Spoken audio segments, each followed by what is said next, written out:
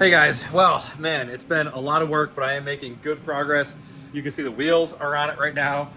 Not permanently by any means, it's just test fitting everything. I've been working on so many things, but in today's video, I'm gonna show you guys how I completely cleaned this floor. I took out all of the carpet. It was a little rustier than I thought, but I'll show you guys that. I sand everything down. I used Por15 products to clean it up, and I used RustBullet to paint the floor and seal everything up, and then I installed Dynamat. So again, a lot of progress. Happy to show you guys this video. I hope you enjoy.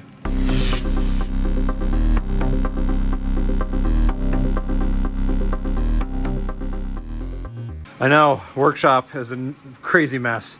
Got stuff and parts all over the place. Just took out the carpet and the seats, and I'm glad I did because it's a little rustier than I thought. Nothing like coming through, but it definitely needs to be sanded and painted. So I've got some, what is this stuff called? RustBullet. So I'm gonna be using that on all of these rust spots, and that should help out a ton. But I'm gonna have to sand all this down. I've got a wire brush before I paint, and it also just, it feels humid in here. I'm glad I got the carpets out because I feel like that was trapping moisture in here. But that's the project of the night. I'm not going to get too much further. It's already pretty late, and I'm pretty tired after working a 9-hour day. But that's where I'm at for now. Well, making a lot of progress here today. Everything is out from the inside, and I sanded down the floors. I've been cleaning up the rust. I'm getting ready for Por15. I'm actually going to go with RustBullet. It's similar to Por15, but I'm using all of the Por15 prep products to get this thing ready for the RustBullet. But I'll flip the camera around and I'll show you guys what the inside looks like. So the floor really isn't too bad in here. I know it looks kind of rough in the video, but if you've seen Mustangs, this is really not bad. So I've been cleaning up everything. I've been vacuuming and getting it all out, sanded all of this down. This area was the worst, but all in all, really not bad. So next is to start with the Por15 cleaner and degreaser, spray it all over the place, and then let it sit for 15 minutes, get the hose, wash it out, and then go with the metal prep. I'm not gonna go into all the details and times and how long to do it for, all that stuff, because there's hundreds of videos out there already about it. So I'm just gonna get it done, and just wanted to show you guys what it looked like now.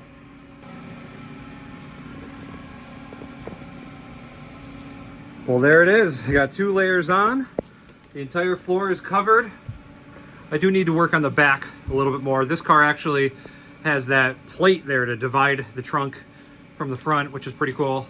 I thought about adding one, and then I was pleasantly surprised to see one there. And I have to be careful around all that stuff. I figure I'll do a little more detailed work back there once this is all cured and dried. So probably next weekend, because that's all the time I ever have is weekends. But yeah, it looks good. It's still glossy because I just put the second coat on. But hopefully this keeps it from rusting out on me. Next is, well, not next, but at some point I'm going to do the underside as well. But I have to get it on wheels first. And right now it is immobile. So at some point I'll get it on some wheels, maybe even get it a little higher or drive it to a shop to have them spray the underside. Okay, we're making some great progress. This is all painted and totally dry. It is nice. So that'll hopefully save my floor so I don't have any rust. So now I'm working on the Dynamat. I got them all spread out in the different pieces, and it did come with an envelope, and inside the envelope it did show this, so it's gonna tell me exactly where to stick them all. So that's nice. So that's what I'm gonna work on now. I'm gonna try to get a few things done. Caleb's out there playing with the water, and yeah, just having a nice Daddy and Caleb night out here in the workshop, making a mess, but using up some stuff. I've got a bunch of my opentracker stuff here waiting for control arms. So I can't get all of this stuff. This is all brake stuff. I can't get that installed until I have the new upper and lower control arms, waiting on those. This is a brake pedal mount that goes inside the dash. I just painted that with some RustBullet paint, and this just actually arrived. This is my new struts. So making a lot of progress, getting a lot of stuff done. Time to get the Dynamat kit in. And I bought all of the Dynamat stuff from CJ Pony Parts. Okay, I'm in here working on it, and it's funny. I already noticed less of an echo with just these couple pieces in here.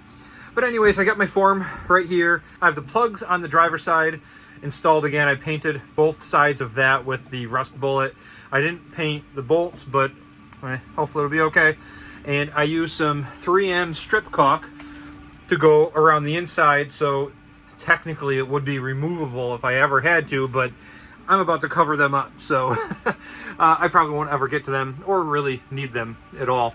But I had a tip for you, so I wanted to make another little video. Rather than trying to line up the rest of the panel first, like this one has a nice crease right here, so I thought maybe that went right up against the edge here, but it has this hole, and it has this cutout already for the seat belt. Technically, I could have gone, I think, just a little bit lower, but what I did is just pulled back the tape from the top side here first, and now I'm going to go underneath and pull the rest of it and just work my way this way.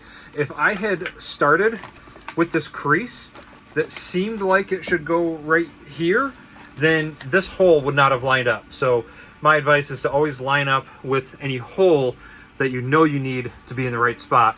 For example, like right here. And so these aren't, I mean, the goal is just to deaden the sound.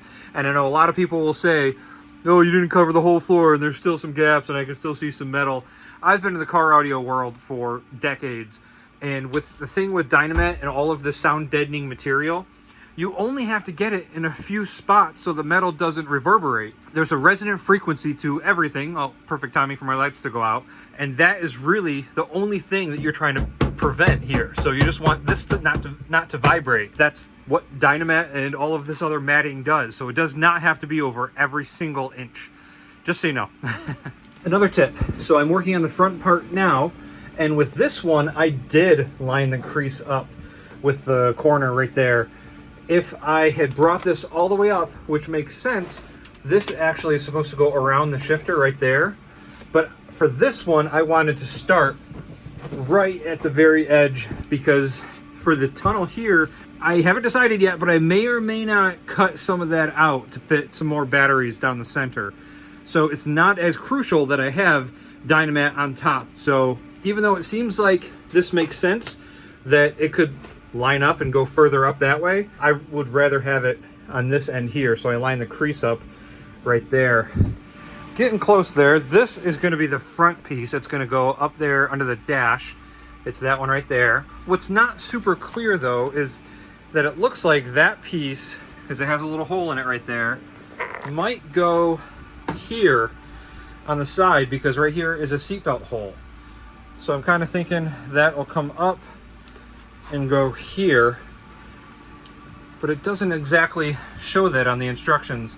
Like there's no hole on this piece right here, and this long piece is one of these two, but that doesn't really fit right here. So I haven't stuck that on yet. Oh, I guess that long piece was probably supposed to go right here. Yeah, it's about that size. Yeah, shoot. So yeah, the long piece was going to go here, and then that is why this goes up so much closer. But like I said, it doesn't really matter because I might cut that out.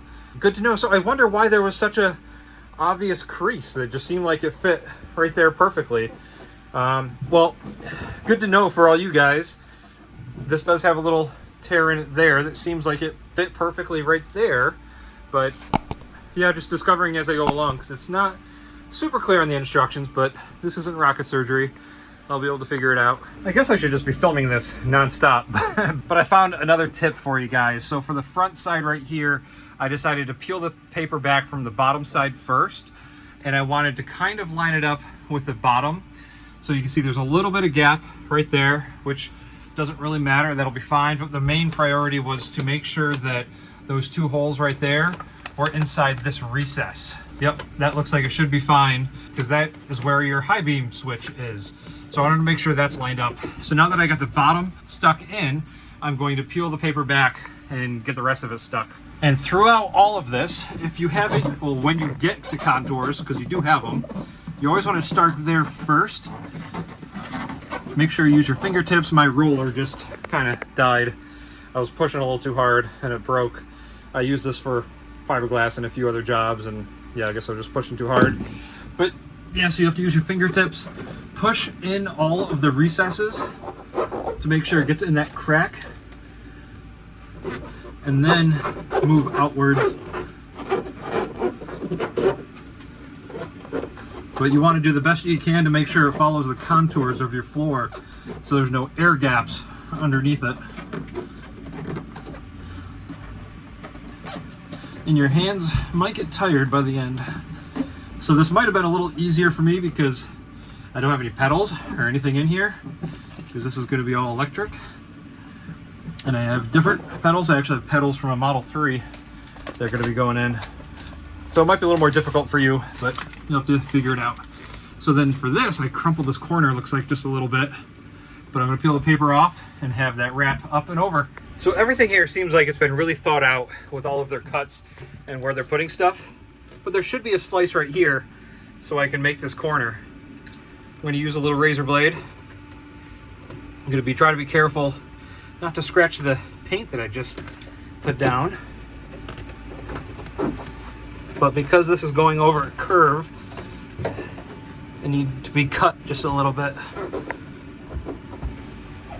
So I hope I don't have to cut this out at all for batteries, but the possibility is there. But either way, I got a little Dynamat on top of it.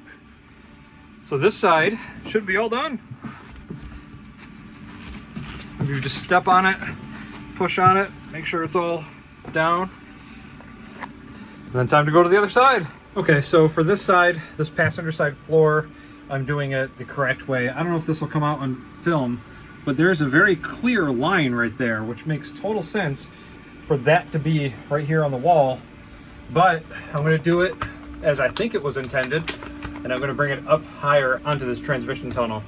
So I'm starting right down here, pushing it down, making sure it's all flat and in all the grooves. And then I'll go underneath it and pull out the backing paper. It's just hard to do that with one hand. And there we are. That is how you install the pre-fitted Dynamat kit from CJ Pony Parts. Not sponsored, unfortunately. It would be nice if I didn't have to pay for it.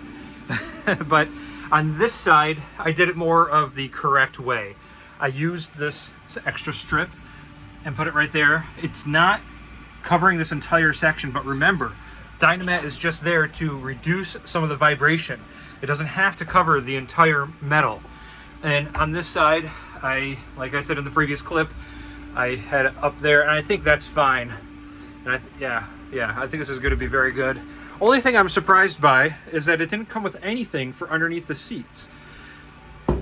Yeah, I mean, that's a little more solid over here, but right there could vibrate. So I might get a couple squares, just a couple 12 by 12 squares to put right there. I've got the extra piece over there, and that's the piece that was supposed to go on that side or over there. So I might find a spot for that, but I think I'm gonna need more, like a 12 foot by 12 foot square here and there.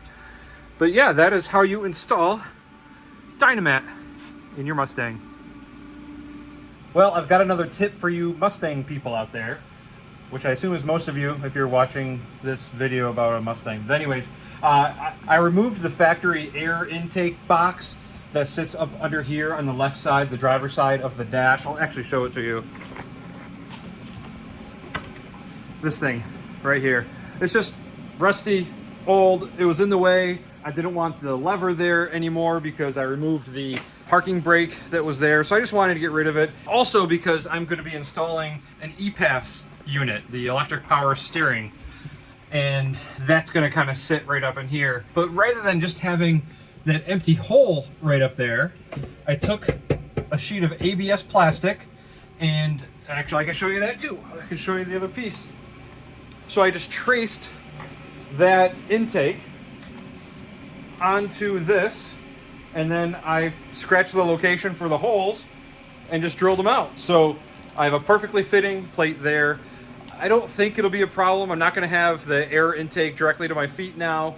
If I ever want to remove it, or maybe just make a small hole instead, I don't think it's going to be a problem. And I think this is going to be a good solution, a good tip for you guys. So if you want to get rid of that air box and you want to cover that hole, you can just do that. And then I'm going to actually take some 3M strip caulk and put it around that ABS. And then I'll use the screws, which are somewhere in this pile, that held in the air box, and that'll hold in the piece of plastic.